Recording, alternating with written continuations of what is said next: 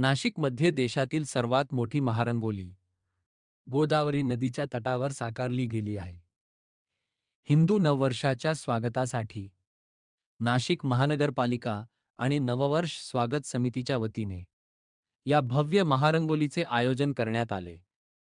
सुमारे 25,000 square foot क्षेत्रफळात साकारलेली ही रंगोली पंचपरिवर्तन या थीमवर आधारित आहे.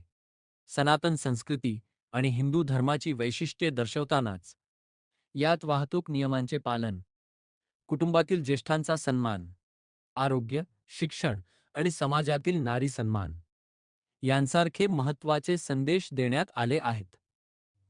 तसेच राष्ट्रीय स्वयंसेवक संघाच्या 100 वर्षांच्या प्रवासाची झलकही या महारंगोलीत पाहायला मिळते.